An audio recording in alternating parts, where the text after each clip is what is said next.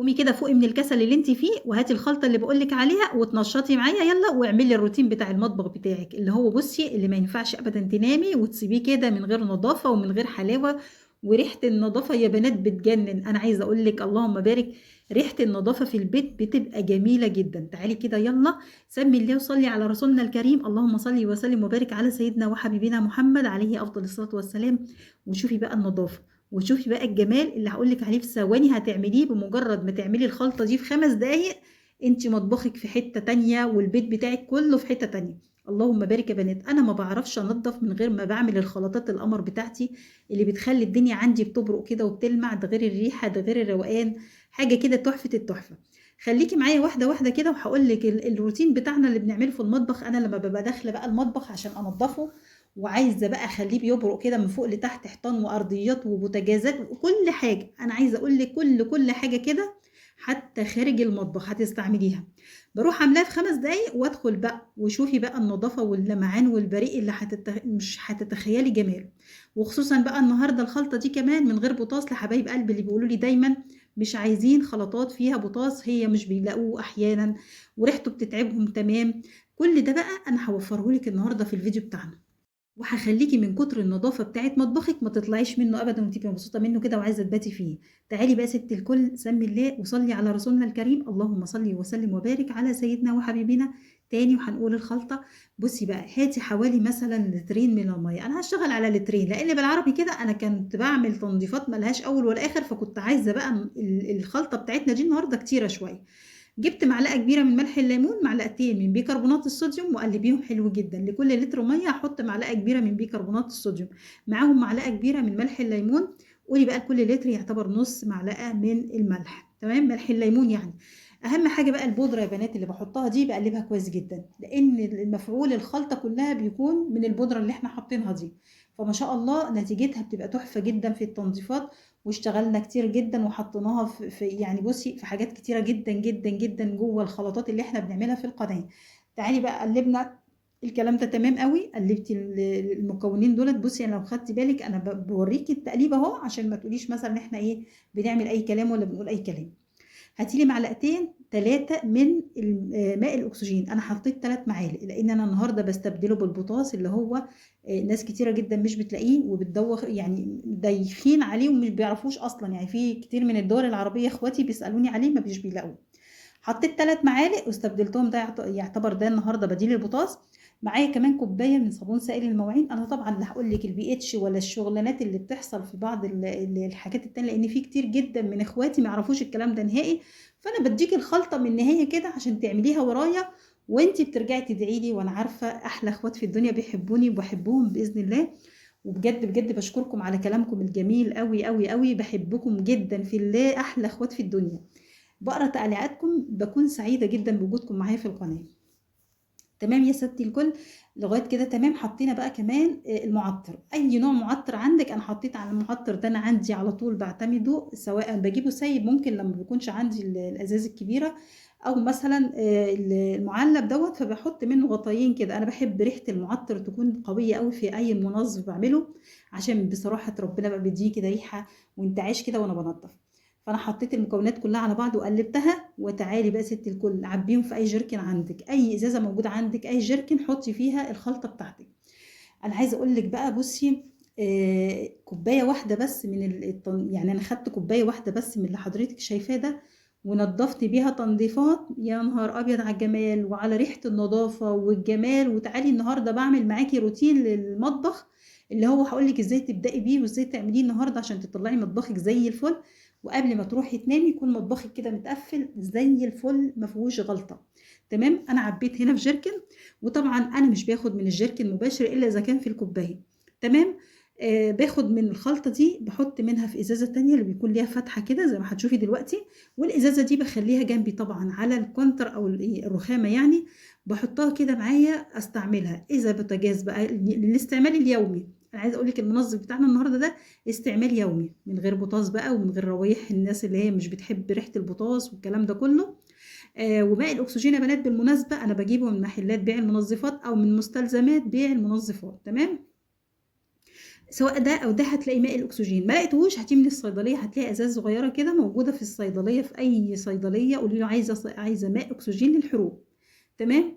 هاجيب بقى ست الكل، عايزة أقول لك بقى ابدئي النضافة بقى، عملنا الخلطة بتاعتنا وعبيناها في الأزايز وفي الجراكن، تعالي بقى تعالي بقى، عايزة أقول لك على الجمال والطعامة والريحة والانتعاشة وريحة النضافة اللي بتبقى موجودة عندك عاملة ازاي.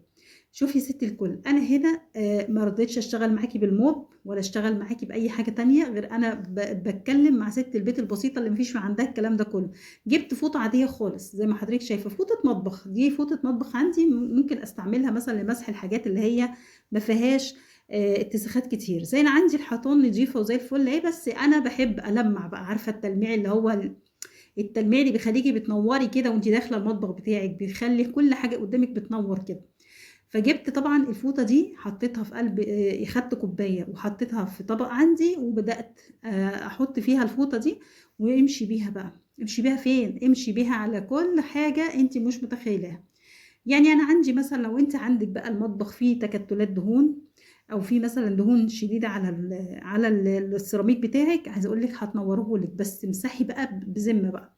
بس هنستبدل بقى الفوطه دي، هنستبدلها بحاجه خشنه شويه. يعني ممكن الف سلك المواعين على المساحه اللي حضرتك شايفاها دي، وابتدي امشي بيها على الحيطان بنفس الخلطه دي. اقول لك ليه؟ لان طبعا لو في دهون متراكمه جامده قوي مش هتطلع معاكي بالفوطه قوي كده، انما هتطلع معاكي لو في سلكة مواعين بلدي ناعمة كده، لفيها على مثلا المساحة دي وحطيها في قلب الخلطة وامشي بيها على الحيطان، اللهم بارك، هتخليهولك بينور، هتشيلك الدهون اللي حضرتك بتشتكي منها دي على الرخام، او قصدي على السيراميك، هتطلعولك في ثواني. طبعا انا هنا استعملتها على السيراميك لان السيراميك هنا كان عندي نضيف، فالفوطه طبيعي نستعملها هنا لكل الدواليب وكل السيراميك اللي موجود على الحيطان. ودايما لما بحب انضف المطبخ يا بنات بجيبه من فوق لتحت، يعني اي حاجه بتنضفيها في العموم في البيت انت بتجيبي التنظيف من فوق لتحت. يعني ايه من فوق لتحت؟ يعني لما ببتدي مثلا انضف في المطبخ، انا اوريدي عشان ما اجيبش اي تسخات تانية كده او كده، انا بطلع الاول بجيب الدولف اللي فوق بنضفها وبنظمها واطلع كل اللي فيها وامسحه، وان شاء الله اعمل معاكم فيديوهات من دي لو حابين اعمل معاكم فيديوهات يعني روتين قوي بقى هنعملها مع بعض. اكتبوا لي في الكومنتات لو عايزين اعمله لكم باذن الله. تمام. تعالي بقى ست الكل، بجيب من فوق لتحت، يعني بمسح السيراميك الاول من فوق، بجيب مثلا الشفاط الاول، بجيب الظرف اللي هي بتبقى المفروض اللي هي جنب الشفاط، اللي هي الظرف اللي بتبقى جنب التلاجة، اي ظرف من فوق بتطلعيها. لو انت بتعملي بقى روتين قوي عميق يعني او تنظيف عميق للمطبخ بتعملي كده. طيب انا بقى مش هقدر اعمل كل ده في يوم واحد، هقول لك يا ستي الكل، لو كل يوم ضرفه واحده انت بتشطبي مطبخك حرفيا بتلاقيه نظيف على مدار الاسبوع، وترجعي تلفي اللفه تاني لو في حاجه اتسخت منك او حاجه. يعني لو ايدك في المطبخ بصفه مستمره هتبصي تلاقي المطبخ بتاعك على طول ما شاء الله تبارك الله في النظافه، مفيش حد زيك. خلصتي بقى الظرف اللي فوق، بتنزلي بقى تبداي تاخدي الحاجات اللي هي بقى فيها متقلات الدهون بقى، اللي هي البوتاجاز بقى. تعالي البوتاجاز دوت المفروض ان هو مثلا بيبقى ليه روتين برضو لوحده، يعني انا عايزه اقول لك قصه البوتاجاز ده لوحده قصه في النظافه، لسبب اساسي ان هو بيبقى فيه دهون وفي عيون بوتاجاز عايزه تتغسل، والفرن من جوه لو فيه اتساخات شديده او فيه دهون كتير، فبتحسي ان هو فعلا ليه يوم كده لوحده لو انت هتعملي له تنظيف عميق. طب لو انا هنضف التنظيف اليومي بتاعي زي ما انا بعمل كده، هو ده بقى، هو ده اللي انا بكلمك فيه، اللي هو بسم الله ما شاء الله. يعني لو انا معايا خلطة جبارة ما شاء الله تبارك الله، بتجيب من الاخر كده تلميع ونظافة وكل حاجة، وما شاء الله بنات بتجيب لك من الاخر كده زي ما بيقولوا كده من الاخر، يعني بتخلي لك كل حاجة بتبرق. فهو ده المنظف اللي انا بعتمد عليه دايما. لو انا مثلا مش حابه ان انا احط بوتاص، لان أنا ما كنتش عايزه احط بوتاص النهارده، فقلت انزل بقى الوصفه دي لاخواتي النهارده، لان في ناس كتيره فعلا زي ما قلت لكم في بدايه الفيديو ما بيحبوش البوتاص تماما، او مش بيلاقوه عندهم بمعنى اصح. لكن عايزه اقول لك ان البوتاص من الحاجات التحفه قوي في التنظيفات، في كل الحالات، في كل التنظيفات في البيت والمنظفات، هو طبعا رقم واحد. تمام. وعايزه اوريكي برضو من خلال ما انا بشتغل معاكي هنا دلوقتي ان المنظف ده مش هتقلقي منه على اي حاجه، يعني هو استعمالاته لكل حاجه ممكن تتخيليها، حتى في الحمامات هتستعمليه. يعني انا استعملته لك هنا في المطبخ، على دواليب المطبخ، على الرخام، على البوتاجاز. في ناس كتير عشان مش بتكمل الفيديو فما بتسمعش الكلام اللي انا بقوله، فبالتالي ما بيرجعوا يسالوني في الكومنتات. فانا عايزه اقول لك ده بقى كمان للدواليب الخشب، بس هتعملي ايه؟ انا عايزه اقول لك في خلطات بحب اشطف وراها، وزي ما قلت لكم قبل كده الخلطه اللي شطف وراها زي دي كده مثلا، عشان يعني الخلطه بتاعتنا ما تلزقش على الخشب وتغير لك لونه ولا حاجه، لا اعملي يعني مسحي على الخفيف كده واشطفي على طول. ما شاء الله تبارك الله هتخلي لك الدنيا زي الفل. حتى السيراميك الارضيات يا بنات انا عايزه اقول لك هي خلطه من الاخر، مش يعني مش حابه ان انا ارغي معاكي كتير، عشان في ناس كتير بتقولي انت بتطولي الفيديو على الفاضي والكلام ده كله.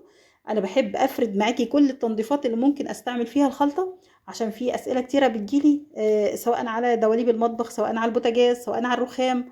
فكل الحاجات دي بتجيلي وانا بكون فرداها جوه الفيديو، بس عشان اخواتي ما بيكملوش الفيديو للاخر فتبصي تلاقي الاسئله بتجيلي تاني.